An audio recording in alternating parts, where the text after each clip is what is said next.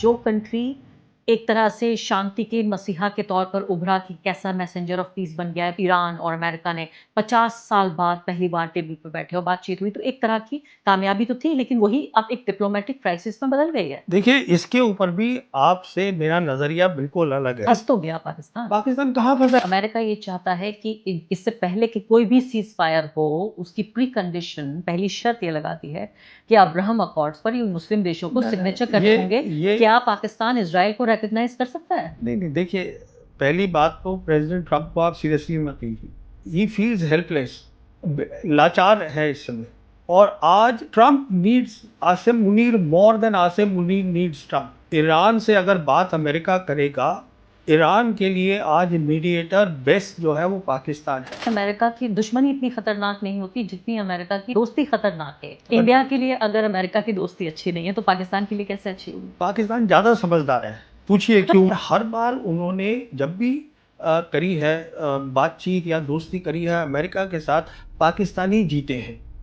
वो इसलिए जीते हैं क्योंकि उनको ये भी पता है कब छोड़ना है अमेरिका को, वो छोड़ दे। लेकिन अभी कुछ ही दिन पहले भारत में अमेरिका के विदेश मंत्री आए और उन्होंने कहा कि डोनाल्ड ट्रंप, जब उनसे सवाल पूछा गया, भारत को बहुत प्यार करते हैं, नरेंद्र मोदी जी को बहुत पसंद करते हैं। तो ऐसा नहीं है कि भारत के और अमेरिका के रिश्ते, बल्कि इस जंग में तो सबसे ज्यादा करीब आ चुके हैं भारत और अमेरिका। बहुत प्यार करते हैं। और अभी हमारा भी नाम उन कंट्रीज के अंदर है जो फोर्स लेबर जो है वो करवा रहे हैं। और टैरिफ जो है 15% में ख्याल में। President Trump is not a reliable man. और ये बात तो हिंदुस्तान की सरकार को भी पता है ना। अगर मुझे पता है तो उनको भी पता है। अगर आज हम खड़े हो जाएं, हम में आज भी ताकत है, आज भी हम में। अभी की बात है ये 2 दिन पहले की, जब आसिम मुनीर और साथ ही उनके प्राइम मिनिस्टर शहबाज शरीफ दोनों सऊदी अरब गए। इसके अलावा उनके डेप्यूटी प्राइम मिनिस्टर को फौरन तलब किया गया अमेरिका जाने के लिए, वहां वो गए। ये सब कुछ एक डिप्लोमेटिक क्राइसिस के तौर पर उभर रहा है क्योंकि सीज फायर की इस पूरी कड़ी में अब्राहम अकॉर्ड्स पर सिग्नेचर चाहता है अमेरिका। पाकिस्तान से भी, दूसरे मुल्कों से भी जाता है, सऊदी अरब भी करे, बाकी लोग भी करें, जो कि पूरी तरीके से एंटी ईरान है अब्राहम अकॉर्ड्स। मैं उस पर भी आऊंगी कि उसका क्या रेलेवेंस है। लेकिन क्या आप इस डिप्लोमेटिक क्राइसिस को देख रहे हैं कि जो कंट्री एक तरह से शांति के मसीहा के तौर पर उभरा कि कैसा मैसेंजर ऑफ पीस बन गया है, पूरी दुनिया की सबसे बड़े नेता आकर टेबल पर बैठ के बातचीत कर रहे हैं, ईरान और अमेरिका ने 50 साल बाद पहली बार टेबल पर बैठे और बातचीत हुई, तो एक तरह की कामयाबी तो थी, लेकिन वही अब एक डिप्लोमेटिक क्राइसिस में बदल गई है। देखिए, इसके ऊपर भी आपसे मेरा नज़रिया बिल्कुल अलग है। जैसे हम ईरान पे बात कर रहे थे, पाकिस्तान एक, अभी वो ईयू की फॉरेन मिनिस्टर थी वहाँ पर, पाकिस्तान आई थी क्यालिस। उन्होंने कहा है that Pakistan is a regional major power. And how do you define the region? Region क्या है? रीजन आज ये 3 एरियाज हैं: central Asian republics, west Asia, south Asia. और आज Trump needs Asim Munir more than Asim Munir needs Trump.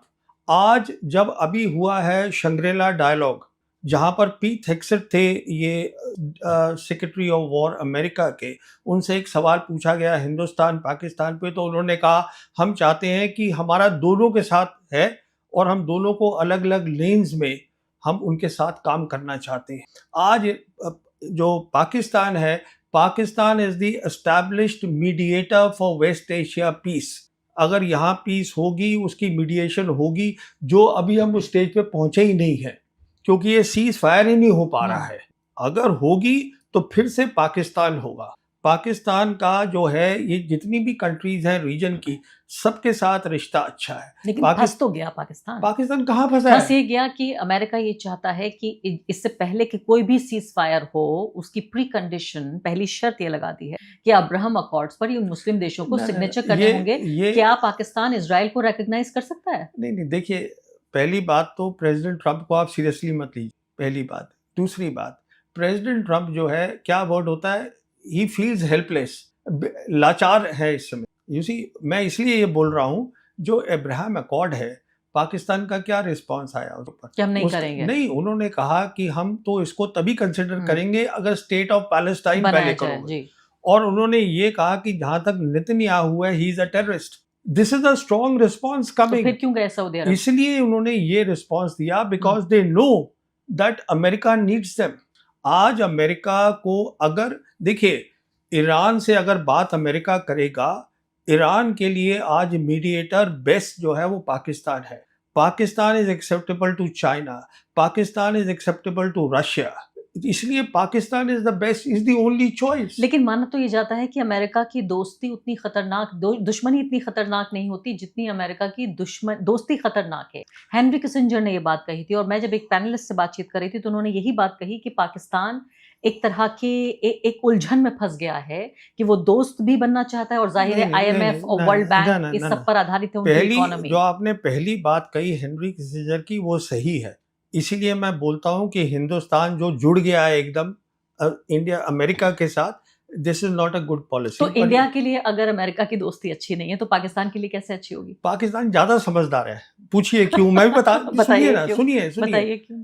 सुनिए बात को। देखिए, पाकिस्तान में जो एक अच्छी बात रही वो उनकी आर्मी रही। सुनिए इस बात को, जो पाकिस्तान के आर्मी चीफ हैं, जब पहली जंग हुई जम्मू कश्मीर की, जब सीज फायर लाइन बनी 1 जनवरी 1949 को सीज फायर लाइन बन गई, उसके बाद जो रिस्पॉन्सिबिलिटी हो गई जनरल हेडक्वार्टर्स की, वो ये हो गई कि हमें इंडिया के मुताल्लिक जो फॉरेन पॉलिसी है उसको हम ध्यान रखेंगे। We are responsible and we are also responsible for the security of Pakistan, because उस समय जो उनका कैपिटल था दैट वाज इन कराची, 49 उधर कराची में था। अच्छा, उसके बाद क्या हुआ, जब उन्होंने ये टेस्ट कर लिया 1998 में टेस्ट किया पाकिस्तान ने, उसके बाद पाकिस्तान जनरल हेडक्वार्टर ने बोला अब हम फॉरेन पॉलिसी भी रखेंगे, हम करेंगे।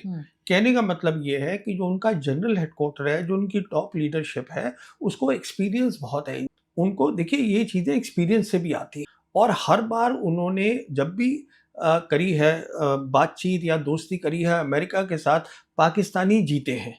वो इसलिए जीते हैं क्योंकि उनको ये भी पता है कब छोड़ना है अमेरिका को, वो छोड़ देते लेकिन हैं। इसके पीछे तो मुझे लगता है सानी साहब यही है कि उनकी जो ज्योग्राफिकल लोकेशन है वो इस तरह से है कि वो बार्गेन कर सकते हैं, वो चाहें तो ब्लैकमेल भी कर नहीं, सकते नहीं, हैं। वो तो हमारी बॉर्डर्स, ना ना ना हमारा ना बॉर्डर तो ईरान से नहीं मिलता। ना ना ना हमारी बहुत अच्छी लोकेशन है। देखिए, आज से जब मोदी सरकार आई थी, उस समय ये बात होती थी कि जो तीनों बड़ी ताकतें हैं, मल्टीपोलर वर्ल्ड बन गई थी तकरीबन, लोग मानते हैं 2017 में, उस समय मोदी सरकार थी। उस समय सारा फोकस जो था वो इंडो पैसिफिक के ऊपर था, यूरेशिया पे नहीं था। अब यूरेशिया पे चला गया। तो इंडो पैसिफिक पे जो था, अगर आप हमारी लोकेशन देखें, हम बीच बैठे हुए हैं इंडियन ओशन के, तो तीनों बड़ी ताकतें हमसे बात करना चाहती, पर हमने कहा कि हम चीन से बात नहीं करेंगे, और हमने कहा कि जो रशिया है वो अब इट इज अ पावर जो डिक्लाइन में है। जो हमारे अभी CDS रिटायर हुए हैं अनिल चौहान, ये उनकी स्टेटमेंट है, हम सिर्फ अमेरिका के साथ बात करेंगे।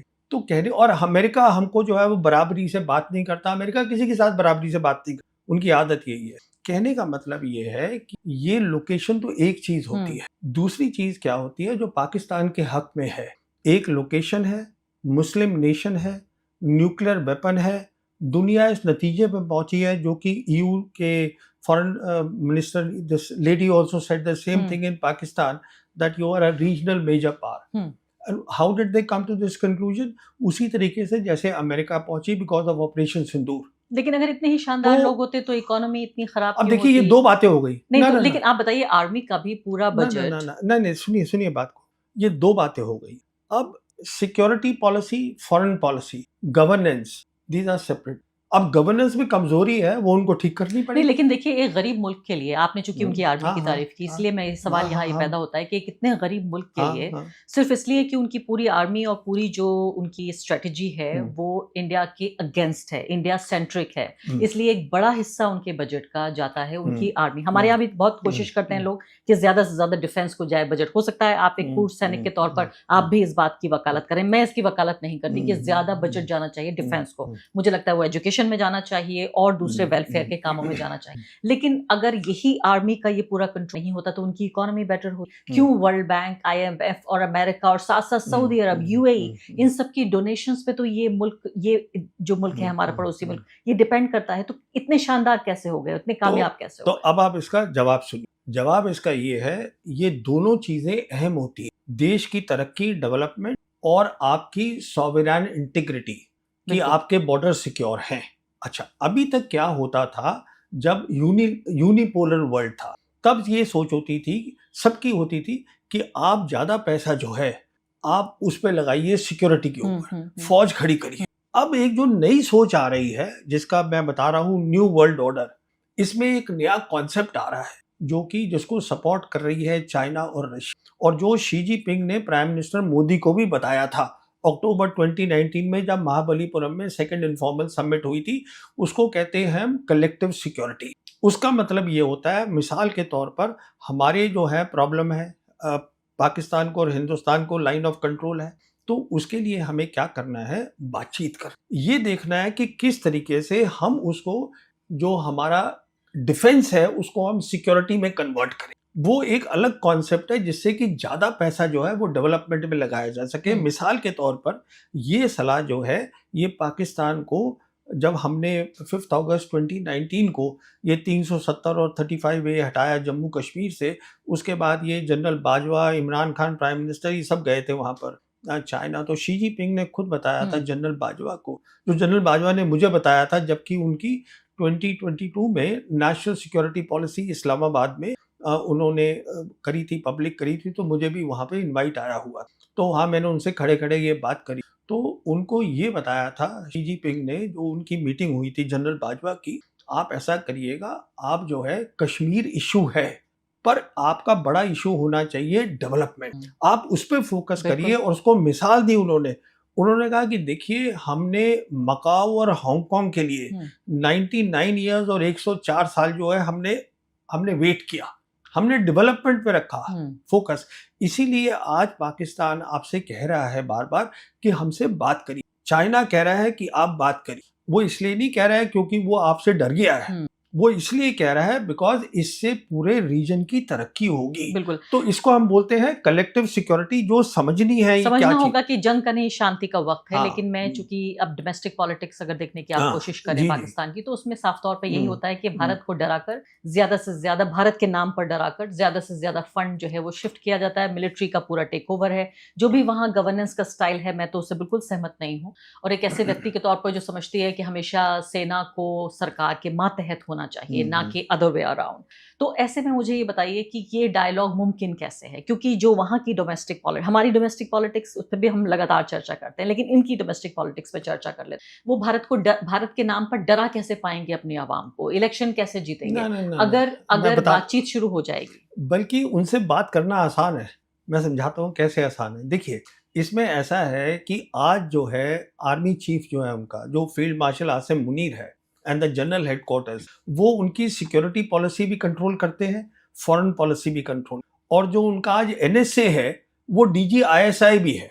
Lieutenant general Asim Malik NSA भी है और DG ISI भी है, दोनों रोल कर रहे हैं। अच्छा, इसका मतलब कहने का ये हुआ कि he is that person who can take decisions कि हमें क्या बात करनी है। He is that one point single point person. अच्छा, अब आपका ये सवाल उठता है, जो कई लोग यहाँ ये उठाते हैं कि अगर साहब शांति कर लेंगे तो फिर वो डरेंगे कैसे? देखिए भाई, है ना, आज जो है वो फॉरेन पॉलिसी में भी, आज जो है अभी ये जो EU की जो आई थी the foreign minister of EU, उसकी रिपोर्ट आई है कि वो जनरल हेडक्वार्टर गई मिलने के लिए आसिम मुनीर से, because she also understands he is a important man, we need to meet him. So, and even President Trump, he talks about my favorite field marshal. After that, he says the prime minister. So, कहने का मतलब ये नहीं है कि Asim Munir is there. He is, I mean, he is the army chief. It is about the army chief. तो कहने का मतलब ये है, तो जब आप याद करिए ना 2008 के अंदर, जब जनरल मुशर्रफ ने कहा था, और हमारे यहाँ हमसे मनमोहन सिंह से बात हो रही थी, डॉक्टर मनमोहन सिंह के, तो उन्होंने कहा था कि मैं इतने घंटे के अंदर उसको सॉर्ट आउट कर देता हूँ कश्मीर को। And he gave that 4-point plan also.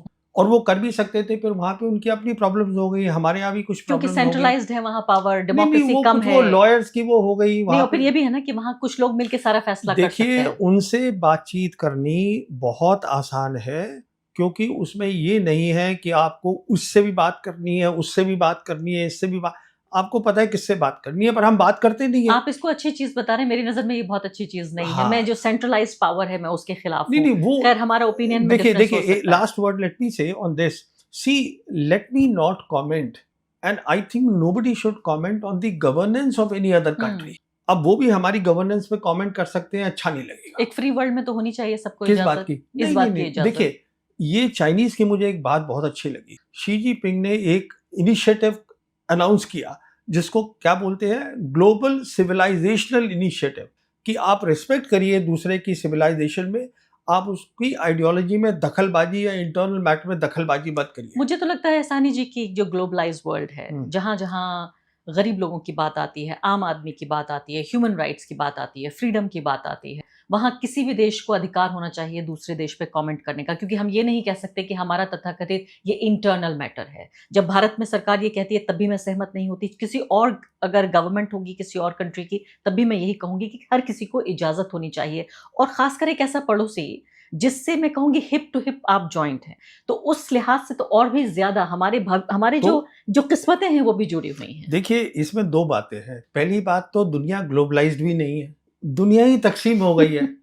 एक अमेरिका और ग्लोबल नॉर्थ है और एक ग्लोबल साउथ है। तो ग्लोबलाइजेशन कहाँ हो रहा है? जो आप कह रहे हैं कि आप उनके कमेंट करना चाहती हैं, वो हमारे पे कमेंट करिए, बिल्कुल करिए, पर पहले बात तो शुरू करिए। बात शुरू। तो आप ये कह रहे हैं कि अब ये वक्त आ गया है, सिंदूर के बाद खासकर 1 साल गुजर चुका है उसको, कि हिंदुस्तान और पाकिस्तान बातचीत की टेबल पर बैठे हैं, और आप और आरएसएस के नेता तो बिल्कुल एक साथ एक दूसरे के सुर में सुर मिला रहे हैं। नहीं, देखिए, ये वक्त तो हमेशा था। ये पता नहीं कब आया और कब चला गया। और जहाँ तक आरएसएस नेता की आप बात कर रही हैं, वो अमेरिका से वापस आए थे और वो अमेरिका से वही मैसेज लाए थे जो पीट हेग्सेथ ने अभी शंग्रीला डायलॉग में दिया है सिंगापुर में, कि हम दोनों से बात करना चाहते हैं and both are important for us, and that is the reason the Americans told him that please go and talk to Pakistan. अब मैं अगले सवाल पे आ जाती हूँ कि आपका मैं ट्वीट पढ़ रही थी जिसमें आप यूरोपियन यूनियन के स्पोक्स पर्सन का जिक्र कर रहे थे कि पाकिस्तान को एक बेहतरीन जगह मिल रही है जोग्राफिकली, लेकिन अभी कुछ ही दिन पहले भारत में अमेरिका के विदेश मंत्री आए थे और उन्होंने कहा कि डोनाल्ड ट्रंप, जब उनसे सवाल पूछा गया, भारत को बहुत प्यार करते हैं, नरेंद्र मोदी जी को बहुत पसंद करते हैं। तो ऐसा नहीं है कि भारत के और अमेरिका के रिश्ते, बल्कि इस जंग में तो सबसे ज्यादा करीब आ चुके हैं भारत और अमेरिका। देखिए, जिनकी आप बात कर रही है ना, मार्को रूबियो की, वो अभी 48 आवर्स पहले वो यूएन सेनेट हेयरिंग में बैठे थे। वो आप देख लीजिए वीडियो, उसमें देखिए वो क्या कह रहे हैं वीडियो के अंदर। वो सुनने वाली बात है। He is there in the video and he is now praising Pakistan. नहीं, तो ये दोनों मुमकिन नहीं है। आपने तो मुझे बताया मैं था वही पिछले आपसे कह कि तो मुमकिन है कि अमेरिका पाकिस्तान की भी तारीफ कर सके और भारत की भी व्हाट तारीफ कर यू सके। सेड इनिशियली, देखिए what Henry Kissinger said, America is neither a good friend and it is dangerous as a rival. Okay, but वो था when the world was unipolar. आज जब दुनिया में आपके पास ऑप्शंस हैं, हमारे पास ऑप्शंस हैं। आज हम ग्लोबल साउथ की कंट्री हैं, हमारे पास ऑप्शंस हैं कि दूसरे देशों के साथ भी जा सकते हैं, कोई जरूरी नहीं कि अमेरिका से ही हाथ रशिया, मिलाना है। चाइना, पाकिस्तान, ये west Asia, we have so much of option. यही भी तो काम हो रहा है यूरेशियन लैंड मास में। हम क्यों, हमें रशिया कह रहा है कि you partner with us, you be part of the Eurasian security architecture which was announced by President Putin in 2025. We are refusing to go there. The Russians हमें बता रहे हैं कि आप RIC को रिवाइव करिए। वो RIC रशिया, इंडिया, चाइना। ये जो फोरम है, we can be the voice, collective voice of global south. और ये जो है पिछले 5 साल से बंद पड़ी है। लास्ट ईयर 2020 में हुई थी रिवाइव, और वो भी कब हुई थी, वो भी मजेदार बात है, जबकि मोदी सरकार को गलवान के बाद घबराहट ये हो रही थी कि कहीं लड़ाई बढ़ ना जाए। तो हमने रशिया की मदद मांगी थी और 10 सितंबर 2020 को RIC रिवाइव हुई थी मॉस्को में, जहां पे उनकी मौजूदगी में सर्गी लैवरोव की, जयशंकर और वांग यी ने जॉइंट स्टेटमेंट साइन करी थी कि हाँ, हम इस तरीके से पीस करेंगे। पर हम उसको कर नहीं रहे हैं। क्यों नहीं कर रहे हैं RIC में रिवाइव? क्योंकि हम चीन से कंपटीशन में हैं, जहां आपका कंपटीशन है ही नहीं, जहां कोलैबोरेशन होना चाहिए, जहां सहयोग होना चाहिए। सहयोग, देखिए ऐसा है, विन विन कोऑपरेशन। हम दोनों का गैप बहुत है हर चीज में, पर हम फिर भी काम कर सकते हैं एक साथ, देखकर क्या चीजें हैं जिससे हमें फायदा हो सकता है, वो हमसे बात कर। देखिए, जब तक आप बात नहीं करेंगे तो बात आगे कैसे बढ़ेगी? क्योंकि आपने ये भी खबर पढ़ी होगी कि अब दोबारा जो है वो टैरिफ लगाने की बात हो रही है। अब देखिए, ये देख लीजिए, आप वो अभी बोल रही थी कि वो क्या कहते हैं, बहुत प्यार करते हैं, और अभी हमारा भी नाम उन कंट्रीज के अंदर है जो फोर्स्ड लेबर जो है वो करवा रहे हैं, और टैरिफ जो है 15% मेरे ख्याल में उस पे। लेकिन जब उनकी कोर्ट ने इसको ऑलरेडी धराशायी कर दिया है कि इनको अधिकार ही नहीं है राष्ट्रपति को, तो अब ये क्या? नहीं, देखिए, president Trump can do anything. President Trump is not, ये देखिए अच्छा नहीं लगता है बोलते हुए मेरे को, but the reality is president Trump is not a reliable man. और ये बात तो हिंदुस्तान की सरकार को भी पता है ना, अगर मुझे पता है तो उनको भी पता है, तो क्यों हम उनके साथ। मैं आपको बता रहा हूं, अगर आज हम खड़े हो जाएं, हम में आज भी ताकत है, आज भी हम में, अगर हम कहें कि हम नहीं गिरेंगे वहां जाके, तो वो आएंगे। हम उनको ज़रूरत है हमारी, क्योंकि हम एक बड़ी हम मार्केट हैं, या क्या नहीं, वजह है? मार्केट नहीं, के भारत के पास, जैसे हमने अभी पाकिस्तान का ज़िक्र किया, भारत की सेलेबिलिटी क्या है? भारत बहुत के पास है, क्या है? बहुत है। हमारे पास मार्केट है, पहली बात। हमारे पास इंग्लिश स्पीकिंग पीपल हैं, इतनी बड़ी हमारे पास है। दूसरा, हमारे पास जियोग्राफी है, बहुत बड़ी। यूरेशिया में सब कुछ हो रहा है, देखिए ना। और स्किल्ड मैन पावर है। और फिर हमारी स्किल्ड तो खैर मैं जानता नहीं हूँ कितनी स्किल्ड है, पर ये है कि हमारे यहाँ मेहनती बच्चे हैं। वही बच्चे जो हैं हमारे यंग बॉयज एंड गर्ल्स, जब ये अमेरिका जाते हैं, they are managing big, they are in a big big companies, position. इसी को मैं स्किल कह रही हूँ तो कि जिस स्किल की कदर हम यहाँ नहीं करते। हाँ, आप देखिए पूरे अमेरिका में कैसे कंधों पे भारतीयों ने तो उठा रखा है पूरे हमारे आईटी हम सेक्टर को। देखिए, हम लोग बहुत कुछ कर सकते हैं अगर सरकार चाहे तो। जब तक सरकार नहीं मदद करेगी, अगर सरकार बोलती रहेगी, रेवड़ी बोलते हैं, आप क्या बोलते हैं उसको? रेवड़ी। हाँ, कि हम रेवड़ी 80 करोड़ को दे दी, रेवड़ी दे दी, तो मतलब how is the nation progress? लेकिन गरीब लोगों को खाना देना भी जरूरी है अरे प्रवीण भाई, जी। वो गरीब को आप खाना दे रहे हैं ना, आप पहले एजुकेशन सिस्टम भी तो लेकिन साथ में बार ठीक बार करिए। आपके अंदर का फौजी बार बार निकल के आता है और वो ये कहता है कि भाई हमें डिफेंस में ज्यादा खर्च मैं करना तो नहीं चाहिए, कहता हूँ, आप वेलफेयर में खर्च ना हो, मनरेगा पे पैसा ना मैं जाए, आप राशन नहीं पे नहीं ना नहीं जाए। नहीं नहीं, मैं तो उसके, मैं आपसे सहमत हूँ। आप कलेक्टिव सिक्योरिटी करिएगा, आप जो है line of control, line of actual control पे बातचीत शुरू करिएगा, डेवलपमेंट पे फोकस करिएगा। मैं आज आपको लिख के दे दूं, एक समझदार अगर प्राइम मिनिस्टर होगा, इमीडिएटली हम अपनी फौज को स्टेजेस में आधा काट सकते। तो फिर फौजियों की जरूरत क्या होगी? आप तो खुद ही अपने लोगों की बात कर रहे हैं। अगर डेवलपमेंट पे फौज पैसा खर्च हो जाएगा और डर नहीं होगा देश में। नहीं, फौजी की जरूरत हमेशा रहती है। देखिए, जैसे जैसे एक मुल्क तरक्की करता है, कम होना चाहिए इसको, नहीं आप नहीं ये कह रहे नहीं, हैं। वो देखिए ऐसा फौज होता की है। जरूरत को कम होना ना चाहिए, ना आप ना ये कह रहे ना हैं। ना ना ना ना, पहले डिफेंस के लिए चाहिए होती है फौज, फिर जिसे हम बोलते हैं डिटरेंस। डिटरेंस करना चाहिए। वो इसलिए कि आप तरक्की कर रहे हैं, हर इंसान देख रहा है, ओ मैं कुछ कर दूं, तो उसको डर लगना चाहिए कि आपके पास ताकत तो है। ताकत होना चाहिए, लेकिन उसको इस्तेमाल करने की जरूरत ना ना पड़े। जरूरत ना पड़े। और ताकत भी देखिए, लड़ाई भी बदल रही है, डेवलपमेंट बदल रही है, इतनी टेक्नोलॉजी आ रही है। ये जो हमने इतनी बड़ी अपनी ये हाथी जैसी फौज बना रखी है, इंडियन आर्मी, इसको आप आराम से काट सकते हैं। मैं तरीका बताता हूँ, फेजेस के अंदर इसको काटा जा सकता है। और फिर क्या होगा? क्योंकि फिर उस पैसे हम कमजोर पड़ जाएंगे नहीं देश नहीं के नहीं, तौर पे। उस पैसे को हमें और काबिलियतों में लगाना है, हमें एक डिटरेंस क्रिएट करना है, वो हम लोग नहीं करना चाहते यानी हैं। लोगों की तादाद कम होनी चाहिए और टेक्नोलॉजी और वेपन ज्यादा होने चाहिए। कैपेबिलिटीज ज्यादा आनी चाहिए, नए स्ट्रक्चर्स हमको बनाने हैं, ये नहीं बनाने जो अभी बना रहे हैं हम, कि एक डिवीजन और खड़ी कर दी, 2 डिवीजन और खड़ी कर दी, क्या करेंगे आप? लेकिन रेलवे और आर्मी ये तो रोजगार का भी एक बड़ा जरिया है। देखिए, रोजगार के जरिए अगर आप एजुकेशन शुरू करेंगे, देखिए अगर 10 साल पहले सरकार ने करा होती, अब ये कहेंगे कि पहले क्यों नहीं करी। कहने का मतलब ये है कि अगर 12 साल पहले सरकार ने एजुकेशन, एलिमेंट्री एजुकेशन पे ध्यान दिया होता, तो जो कि चाइना ने किया, जो ईरान ने किया, डिस्पाइट सैंक्शंस, एजुकेशन पे ध्यान दिया। खमेनी साहब जब 79 में आए, फोकस वाज ऑन एजुकेशन। अभी वहाँ इंजीनियर, साइंटिस्ट और हर तरह के अच्छा, लोग हैं। हमारे अगर एजुकेशन नहीं होगी तो लोग क्या करेंगे? वही जो कर रहे हैं, हुड़दंग करेंगे, तोड़फोड़ करेंगे, तो आप उनको खरीद सकते हैं, आपके लिए दंगा फसाद करेंगे, यही करेंगे और क्या करेंगे? आखिरी 2 सवालों पे आ जाती हूँ। पहली बात तो ये कि अब जंग जब भी है खत्म तो होगी ही। हम लगातार आपसे, मैं इस उम्मीद में हर पॉडकास्ट में हूँ कि शायद अब की बार मैं बात करूंगी कि जंग खत्म हो चुकी है, लेकिन होगी, जब भी होगी, खत्म होना है जंग। इस पूरे जो नया वर्ल्ड ऑर्डर है, इसमें भारत ने अपने आप को अमेरिका के साथ खड़ा कर लिया, इजराइल के साथ खड़ा कर लिया है। लेकिन भारत को अकल भी आई इस दौरान, ईरान के साथ भी रिश्ते की, ईरान के विदेश मंत्री भी यहाँ पर आए, तमाम बातचीत हुई, उनके लिए रेड कार्पेट बिछाया गया। आपको लगता है कि हम कुछ सुधार कर पाए अपनी उस गलती में? हम जंग से पहले इजराइल चले गए थे, हमारे प्रधानमंत्री, और हमने एक साइड चुनी। नहीं, ईरान जो है वो आपकी इज्जत कर रहा है, हमने कोई रिश्ते उनसे बेहतर नहीं कर। ईरान आपकी इज्जत कर रहा है बिकॉज हमारी सिविलाइजेशन जुड़ी हुई। ईरान जो है वो आपके लोगों के साथ इज्जत कर, सरकार ने ऐसा कुछ नहीं किया ईरान के साथ। और जहाँ तक उनके फॉरेन मिनिस्टर अरागची हैं, वो यहाँ पर आए थे, वो ब्रिक्स की फॉरेन मिनिस्टर मीटिंग पे आए थे, फोन करते हैं, तो वो फोन सबको कर रहे हैं, उसमें हम भी शामिल है। क्योंकि ये एक अच्छी स्ट्रैटेजी है, उन्होंने ताकत बनाई है, पर वो साथ में सब रीजनल कंट्रीज को साथ लेके जाना चाहिए। तो आप उसको उस तरीके से इसमें और कुछ नहीं है। तो अब आप देखिए, हाँ, लगातार ये कहते रहे हैं कि इस जंग के बाद दुनिया जो बदल रही थी सिर्फ पहली बार छन के आ जाएगी वो चीज कि हाँ, दिख जाएगा कि ये हाँ, दुनिया हाँ, कैसी हाँ, हो गई है। हाँ, इसके लिए ये जंग एक तरह से एक आईने के तौर हाँ, पर है। हाँ, तो मुझे बताइए, जब ये छन की तस्वीर निकल रही है, अमृत एक तरफ हो गया, विष दूसरी तरफ हो गया, मंथन के बाद भारत की क्या जगह होगी इस जंग? तो भारत जो है वो गलत जगह खड़ा हुआ है। भारत जो देखिए, वो जैसे आप कह रही है ना कि इधर हो जाएगा, इधर हो जाएगा, वो इमीडिएटली नहीं होता है। हमें जो एक खाका है वो दिख गया है, साइंस दिखने हाँ, लगेंगे। वो क्लियर हो गया है।